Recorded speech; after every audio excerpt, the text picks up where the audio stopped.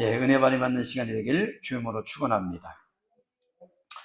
자, 오늘은 행복한 부부관계 생활이라는 제목으로 말씀을 전하고자 합니다.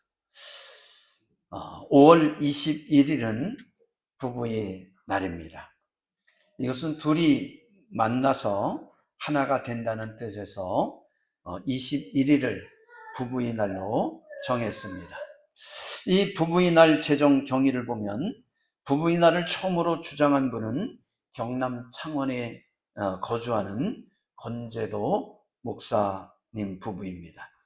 이 권 목사님은 1995년 어린이날 우리 엄마 아빠가 함께 사는 게 소원이에요 라는 한 어린이의 TV 인터뷰를 보며 충격을 받았다고 합니다. 그래서 부부의 날 운동을 시작했다고 합니다.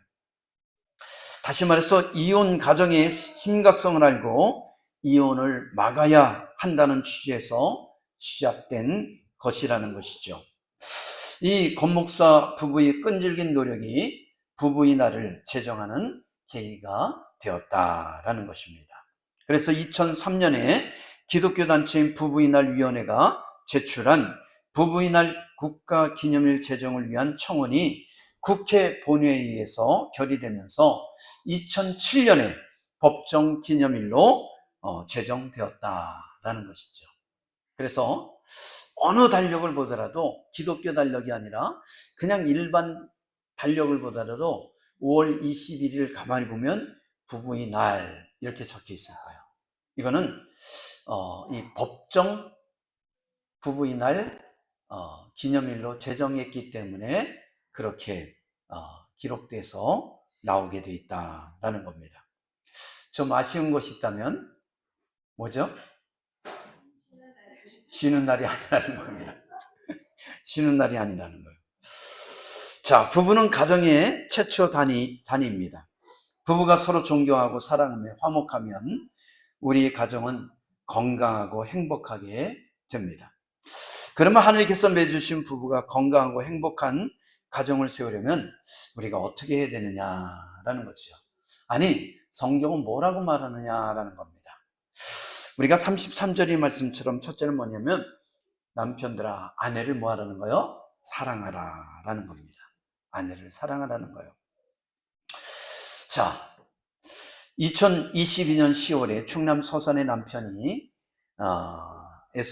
흉기로 아내를 살해하는 사건이 있었습니다. 이 서산 경찰서에 따르면 50대 A씨는 대낮 거리에서 40대 아내를 흉기로 2차례 찔러 숨지게 했다는 것입니다. 전쟁에서 붙잡힌 A씨는 경찰 조사에서 술에 취한 상태라서 아무 기억이 나지 않습니다 라고 변명을 했다고 합니다. 이 숨진 아내는 4차례에 걸쳐 경찰에 가정폭력을 신고했다고 합니다. 그래서 경찰은 A씨와 아내를 분리 조치하였고, 그런데도 A씨가 아내를 찾아가 폭행하자 이 경찰은 접근금지 보호명령을 내려서 스마트워치까지 지급하였다고 합니다.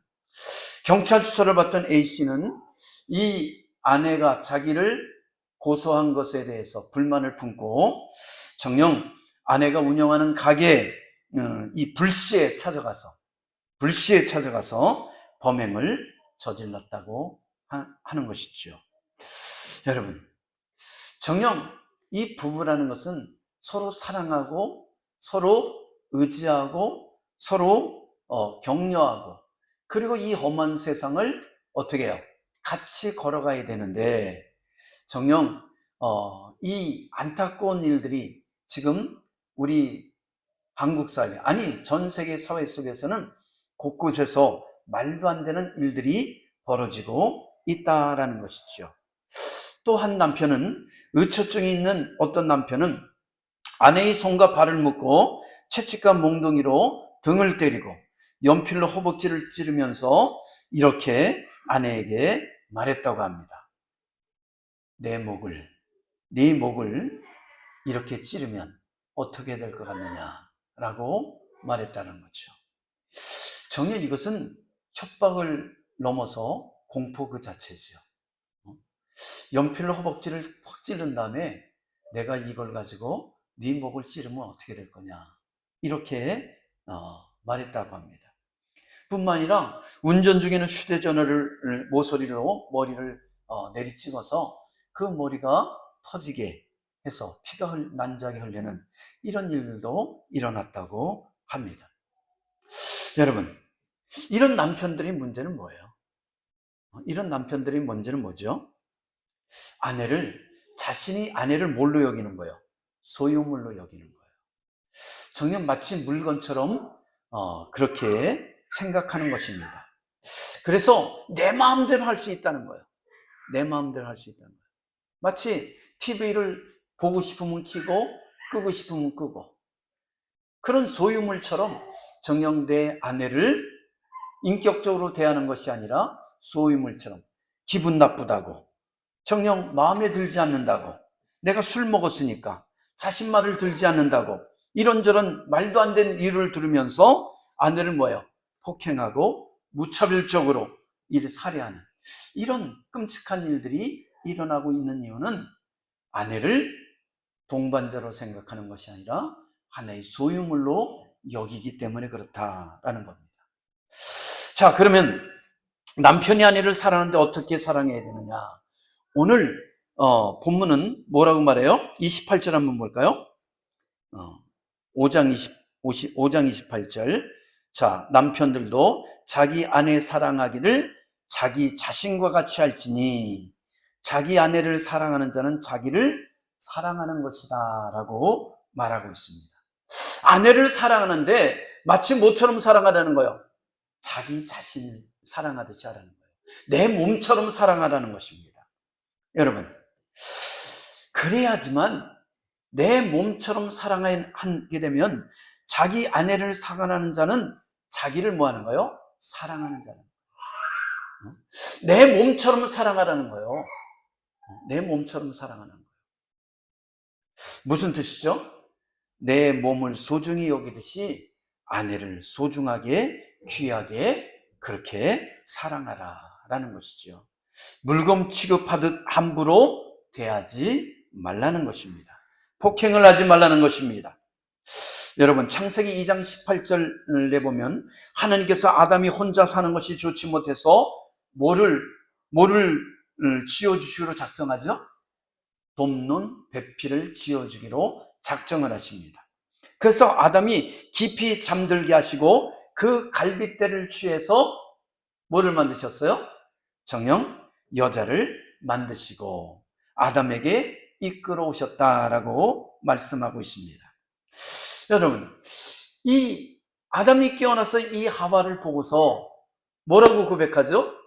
이는 내 뼈 중에 뼈요, 내 살 중에 살이라고 고백합니다. 그건 뭐예요? 이 여자는 내 몸입니다. 내 뼈입니다.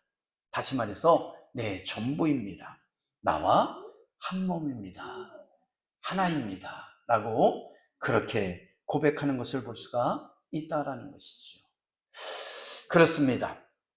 정녕 우리가 처음 결혼했을 때, 연애할 때, 그때는 내 몸보다도 내 자신보다 더 애지중지하고 더 귀하고 더 아끼는 그런 마음으로 대하지만 정녕 결혼 생활이 시작하면서 내 눈에 콩깍지가 벗겨지고 나서부터는 그 아내가 뭐로 보이는 거예요? 정녕 사랑하는 사랑의 대상이 아니라 애물단지로 보이기 시작한다라는 거예요. 애물단지로. 그래서 마치 소유물처럼 그렇게 막대하는 사람들이 많아지고 있다는 것을 말해주고 있습니다. 우리는 자신의 몸이 아프면 어떡합니까? 내 몸이 아파요. 그러면 어떻게 하죠? 좋은 약을 사 먹고, 정리 약을 먹어도 안 되면 병원에 가고, 또한 몸이 허실하다고 뭐요? 이 영양제도 맞고, 뿐만 아니라 좋은 보약도 사 먹고, 그러잖아요. 내 몸은 귀에서 그렇게 애지중지하면서 정녕 나의 배필인 돕는 배필인 아내를 정녕 그렇게 애지중지 못하고 막대하고 있다는 것은 이것은 뭐예요? 이것은 하나님의 우리에게 돕론배필을 주신 그 아내를 우리가 너무나 소홀하게 대하고 정녕 그 아내를 너무나 막대하는 그런 무지에서 나오는 그런 소치다라고 말할 수 있다라는 것이죠. 정녕 오늘 이 고백처럼, 아담의 고백처럼 여러분이 그 아내들을 내 뼈 중에 뼈요, 내 살 중에 살이라고 그렇게 고백할 수 있는 은혜가 있길 주님으로 축원합니다. 그래요. 내 자녀들이 남자일 경우는 가르쳐야 돼요. 아내를 맞이할 때 내 뼈 중에 뼈요, 내 살 중에 살이라고 귀하게 여기라고 가르쳐줘야 됩니다. 만약에 정녕 그 딸이라면 남편을 모처럼 머리로 여기고 존중할 줄 아는 그런 자세를 가지라고 가르쳐줘야 된다는 거예요. 가만히 보면 우리의 부모의 부모님들은 정녕 배우지 못하고 무식했지만 뭘 알았어요? 섬기는 법을 알았다는 거예요. 존중하는 법을 알았다는 것을 같아요. 그렇기 때문에 이 주님께서는 우리 마음에 이미 정녕 아내를 사랑해야 된다는, 남편을 존중해야 된다는 그것을 우리 양심 속에, 마음 속에 심어줬다는 것을 깨닫고 정녕 우리 가정을 더욱더 복되게 여기는 은혜가 있길 주님으로 축원합니다. 제가 이 집 앞에 있는 한 공원을 지나가고 있었습니다.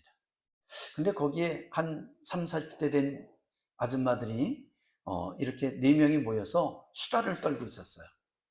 공원을 이렇게 가로지르러 가는데 워낙 소리가 크다 보니까 그 소리가 그 공원을 지나가는 동안 다 들렸어요. 근데 그 핵심이 뭐냐? 세상에 술이 없으면 무슨 재미로 사냐는 거예요. 누가 모여서? 30, 40대 된 여자들이 모여서. 뭐 그럴 수 있죠.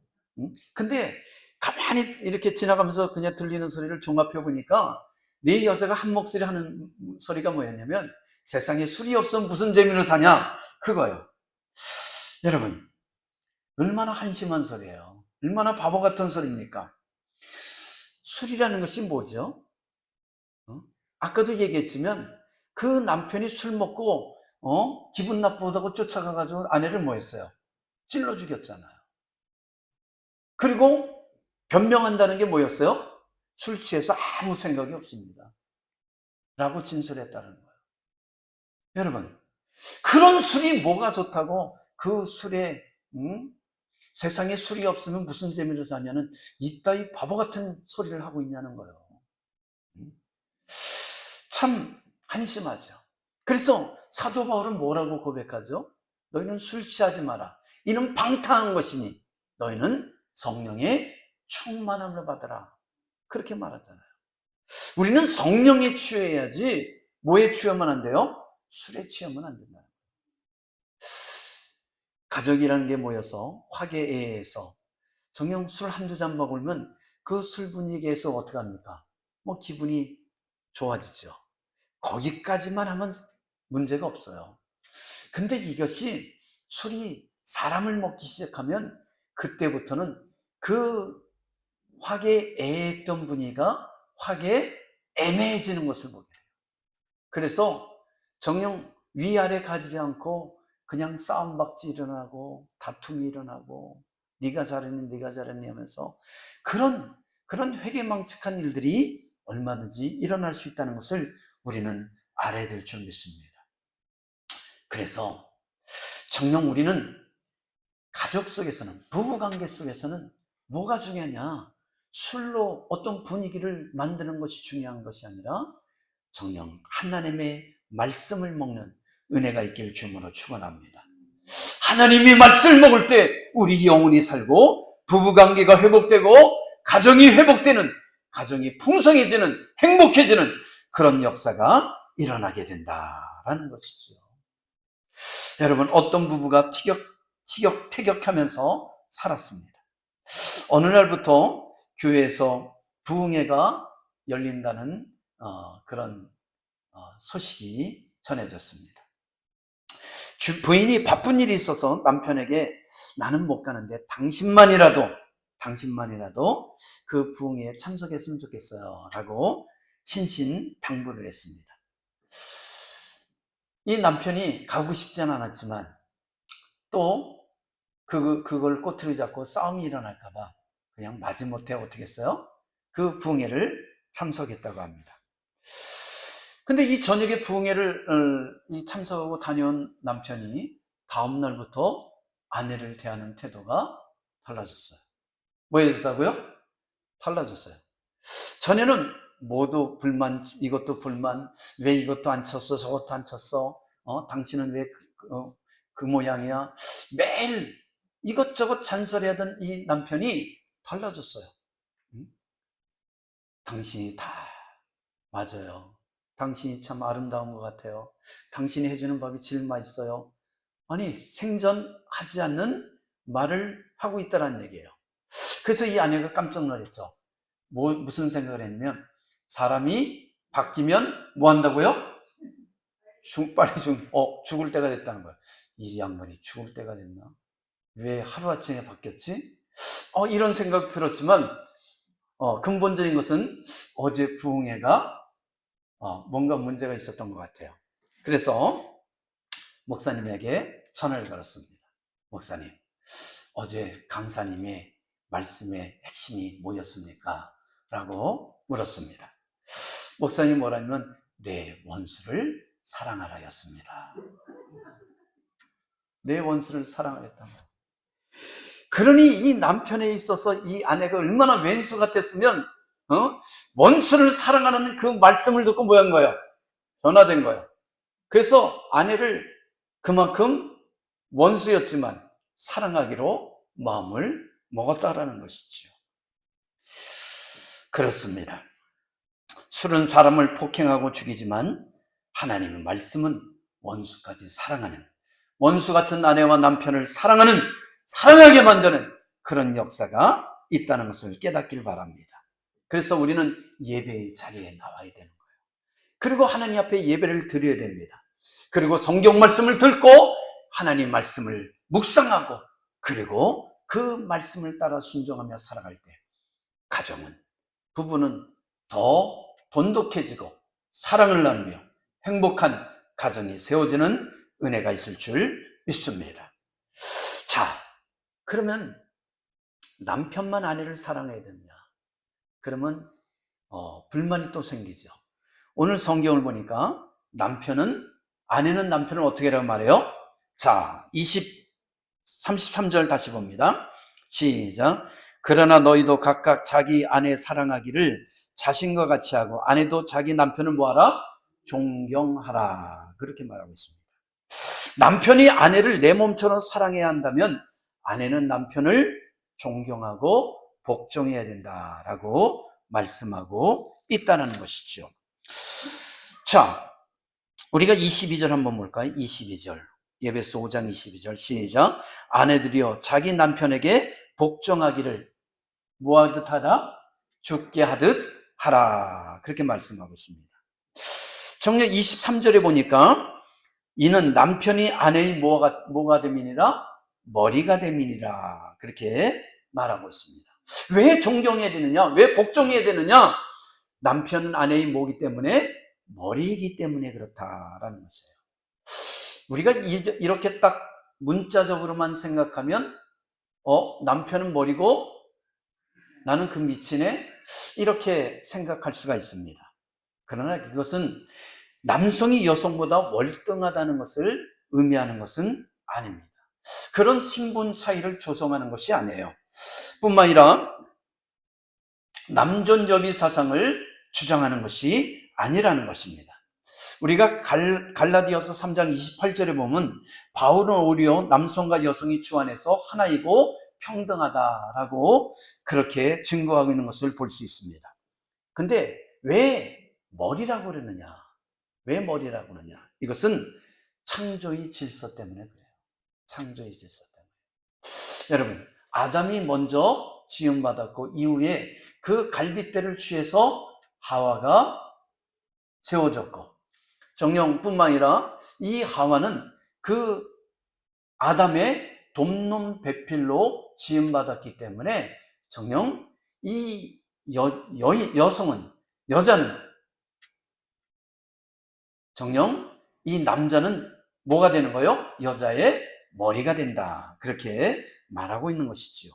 뿐만 아니라 이건 창조의 질서뿐만 아니라 가정의 질서를 위해서도 뭐가 되는 거예요? 이 남자는 그 가정의 가장으로서 대표적인 역할을 하고 있기 때문에 그렇다. 그렇기 때문에 대표가 되기 위해서는, 그 가정을 이끌어가기 위해서는 뭐가 해야 된다는 거예요? 존경하고 그리고 복종해야 된다, 순종해야 된다라는 것을 말하고 있다는 거죠. 여러분, 동물의 왕국 보셨죠? 동물의 왕국 보면 이 사자의 무리 속에서 무리를 이끌기 위해서는 뭐가 있어야 돼요? 꼭 우두머리 하나가 있어요. 우두머리가. 만약에 우두머리가 둘이 있다면 뭐가 일어나죠? 둘이서 피 터지게, 한 놈이 죽지 않으면 도망가게끔, 그 무리에서 떠날 수밖에 없게끔 피 터지게 뭐하죠? 싸우는 것을 보게 됩니다. 그래서 서로 간에 뭐예요? 서열 경쟁이 일어나게 돼 있어요. 서열 경쟁이 일어나게 돼 있습니다. 그래서 가정에서도 이 남편 못지않게 아내의 그 기가 세잖아요? 그럼 어떻게 되죠? 그 집은 매일 싸움이 일어나요. 매일 싸움이 일어나요. 내가 져서 저는 게 아니라 이건 뭐 해주는 거예요? 가정의 평화를 위해서 져주는 거예요. 그리고 그러기 위해서는 이 창조의 질서와 가정의 질서를 알으면 자연스럽게 뭐 하는 거죠? 그냥 내 위치에서, 아내의 위치에서, 엄마의 위치에서, 남편의 위치에서, 또한 아버지의 위치에서 자기의 역할을 잘 감당하라는 뜻이라는 것을 우리가 깨닫길 바랍니다. 그래요. 정녕 이 사자의 무리 속에서 이 서열 싸움이 일어나면 피 터지게 싸워요. 그래서 정녕 이 서열이 정리되면 그때서부터 뭐가 찾아오죠? 평화가 찾아와요. 평화가 찾아와요. 그리고 정녕 이 우두머리는 내 가족을, 내 이 무리를 지키기 위해서 뭐하죠? 목숨을 걸고 다른 무리들과 싸우게 되는 것을 볼 수가 있죠. 남편은 내 가정을 지키기 위해서 어떻게 하죠? 나가서 정녕 목숨을 걸고 그렇게 열심히 일해서 정녕 벌어오고 가족을 분영하는 것을 볼 수가 있다라는 것이죠. 그렇지 못한 남자들도 많아요. 그래요. 그렇지 못한 남편들, 오히려 누가 더 경제력이 좋아요? 아내가 경제력이 더 좋은 그런 집안도 있어요. 그러나 보편적으로 볼 때 이 남자들은 가정의 그 울타리를 보호하고 지키기 위해서 자기가 몸을 던져서 다 그렇게 부셔져라 일하는 것을 볼 수가 있다라는 것이죠. 그렇기 때문에 우리는 이 창조의 질서와 가정의 질서를 세우기 위해서 정녕 남편을 뭐하게 되는 거예요? 존경하고 순종하는 그런 삶을 살아가야 된다라는 것입니다. 여러분, 그렇습니다. 그래서 바울은 남편과 아내의 관계를 교회와 뭐로? 그리스도의 관계로 묘사하고 있는 것을, 비유하고 있는 것을 보게 됩니다. 예수 그리스도는 교회의 머리 되시고 교회는 뭐예요? 예수님의 몸이다. 그렇게 비유하고 있죠. 그러니까 교회가 교회답게 교회가 되기 위해서는 뭐 해야 돼요? 예수 그리스도가 교회 속에 머리가 되어야 된다는 거예요. 예수 그리스도가 빠진 교회는 더 이상의 교회가 될 수가 있어요, 없어요? 그건 교회가 아니라 그냥 하나의 건물일 수밖에 없다. 건물일 수밖에 없다는 거예요. 교회가 되기 위해서는 예수 그리스도가 교회 속에서 선포될 때, 머리가 될 때 그 교회가 하나님의 은혜가 임하게 되고 성령의 역사가 나타나게 되고 예수 그리스도로 말미암아 구원의 역사가 일어나게 된다라는 것이죠. 또한 또한 교회가 없다면 어떤 일이 일어납니까? 정녕 이 예수 그리스도를 통해서 구원받는 역사가 일어나지 않는다라는 것이죠. 그래서 정녕 서로 간에 교회와 그리스도는 서로 간에 보완관계요, 협력관계요, 또한 연합관계라는 것을 우리에게 말해주고 있다는 겁니다. 그래서 부부는 어떤 관계여야 돼요? 서로 보완관계요, 협력관계요, 연합관계가 되어야 된다라는 것을 말해주고 있다는 것이죠. 미국의 어느 부부가 남편이 너무 난폭했습니다. 정말이지 헤어지지 못해서 마지못해 살아가는 그런 부부였습니다. 한 번은 함께 성지순례를 하기 위해서 예루살렘에 갔다고 합니다. 가서 성전 옆에 있는 많은 무덤들을 보게 됐습니다. 그래서 그 안내원이 여기에 이렇게 많은 무덤이 있는 것은 예수님께서 재림하실 때, 누가 재림하실 때요? 예수님께서 재림하실 때 제일 먼저 부활하려고 여기 성전 가까이에 비싼 돈을 내고 묻혀 있다고 그렇게 설명했다고 합니다. 그러니까 예루살렘에 있는 성전, 그 옆에 무덤들이 있고, 근데 성전에 가까울수록 뭐가 그 무덤값이 비싸다는 거예요. 왜요? 빨리 부활할 수 있다는 그런 속설이 전해졌나 봐요. 우리나라에서만 이제 무덤이나 아니면 그런 낙골당 같은 것이 외진데 있잖아요. 근데 서양에 가거나 이런 데 가면 그냥 교회 옆에 뭐가 있어요? 그냥 무덤들이 있어요. 자연스럽게. 자, 그래서 근데 그 설명을 듣고 있던 남편이 갑자기 심장마비가 와서 죽어버렸어요. 안타까운 일이 일어나는 거죠. 심장마비 죽었어요. 죽은 남편을 장례를 치러야 하는데 장의사가 말하기를 미국으로 시신을 운구해서 장례를 치르면 5,000불. 그냥 여기서 장례를 치르면 1,000불. 그러면서 아내에게 미국으로 시신을 운구해 가시렵니까? 미국에서 장례를 치르십니까? 여기서 장례를 치르십니까?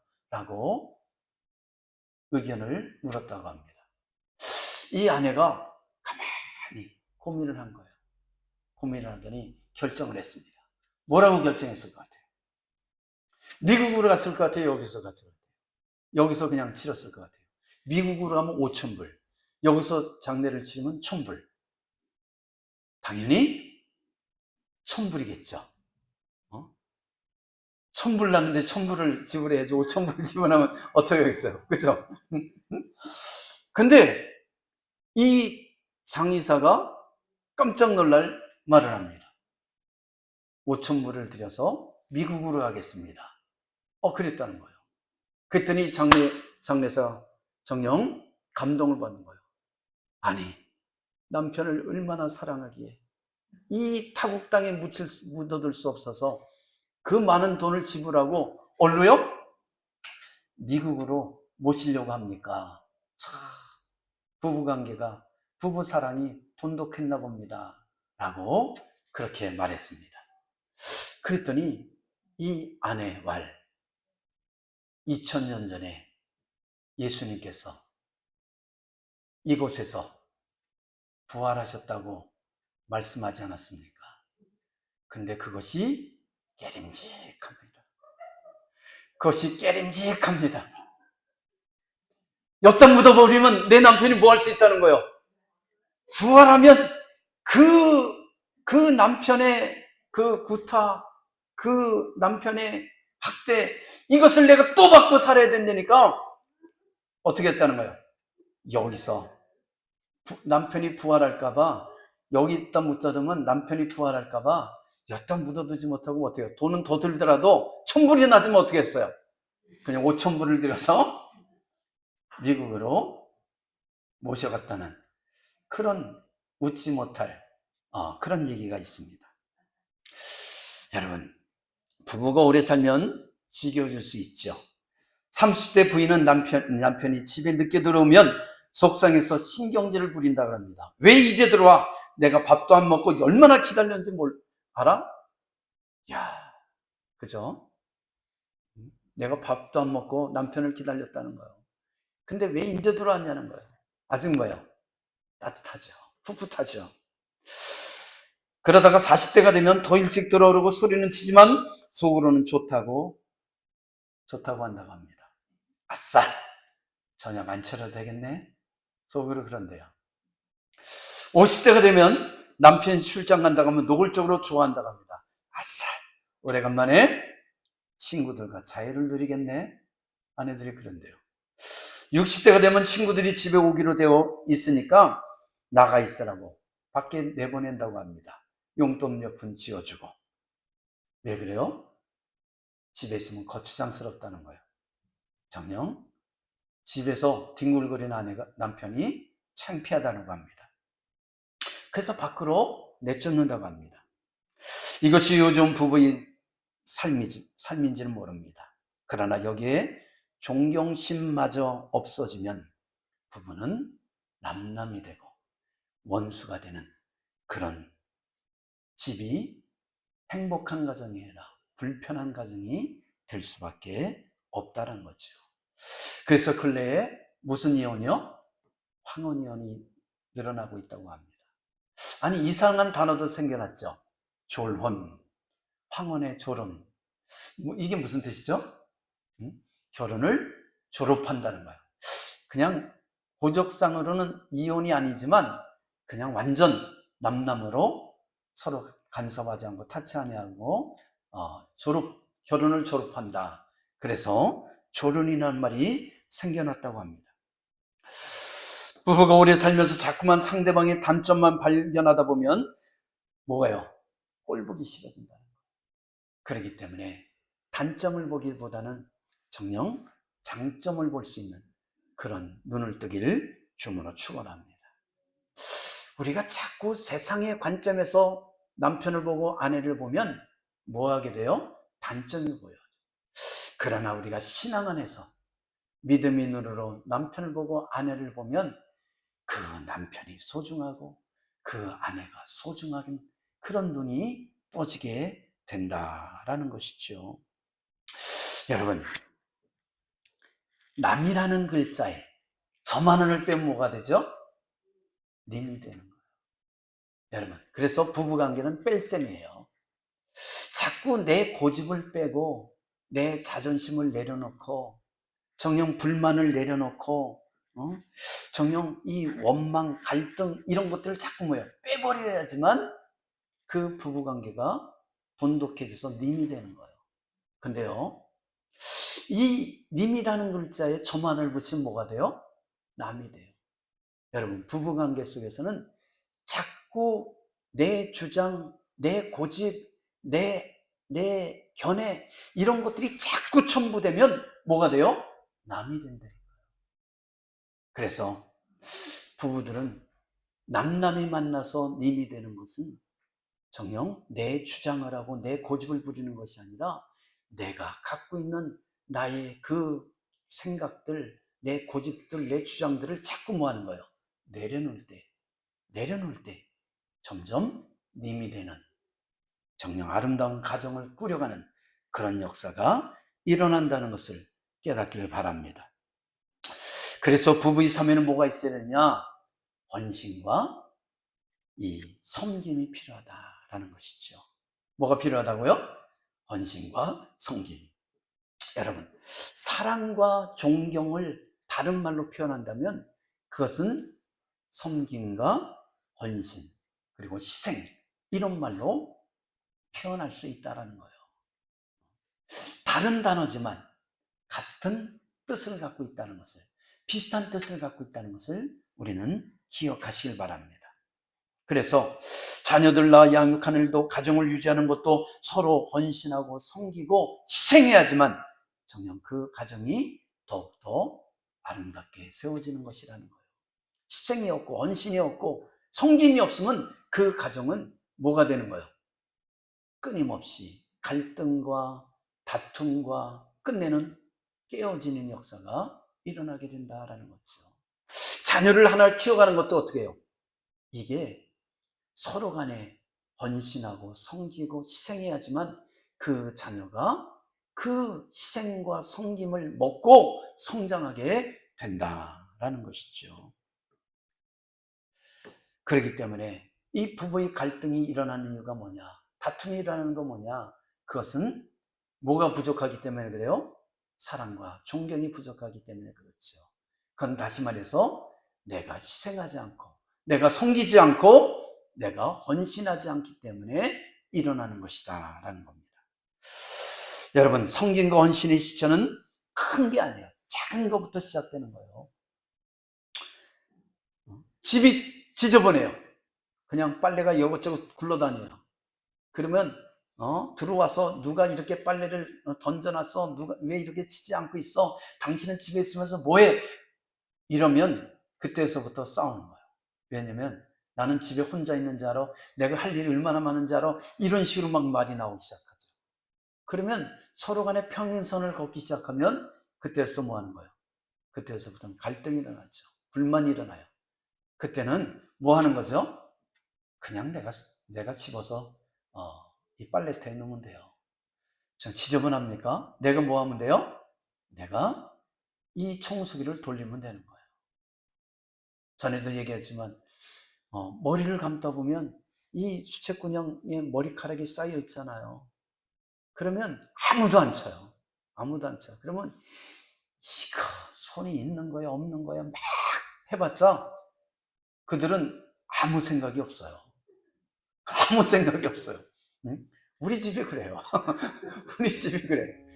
우리 애들 머리 감고 나가면 그 속에 이 머리카락이 하나가 쌓여 있어요. 근데 그거 쳐라, 뭐하라 그래도 알아. 예, 그러고 말아요. 예, 그리고 다음에 오면 또 있어. 그럼 누가 쳐요? 제가 이렇게 손으로 이렇게 긁어내서 치죠. 근데 제가 마음을 바꿨어요. 어떻게 바뀌면 그냥 내가 하자. 따라합시다. 그냥 내가 하자. 그거 속편해지더라고. 막 열받지 않더라. 그냥 내가 할 일. 그러니까 속편해져. 여러분, 모든 게 그래. 집안에 있는 모든 것들, 삶 속에서의 모든 것들 그냥 내가 하자. 같이 해야 될 건 같이 해야죠. 근데 그냥 별거 아닌 것들은 그냥 내가 하자. 그러니까 속편해지더라고요. 그게 바로 내가 좀 섬기고 내가 좀 헌신하고 내가 좀 희생하면 가정이 복되지는 역사가, 행복해지는 역사가, 아름다운 역사가 일어나게 될 줄 믿습니다. 기도합니다. 사랑이 많으신 하나님 감사합니다. 오늘 우리 모든 기도 속에 간략한 하나님의 은혜와 온천과 역사와 인도하심이 넘쳐나게 하여 주시옵소서. 주님께서 우리 광민의 가정을 축복하시고 한량한 하나님의 위로와 평강과 역사와 축복들이 주여 넘쳐나게 하여 주옵소서.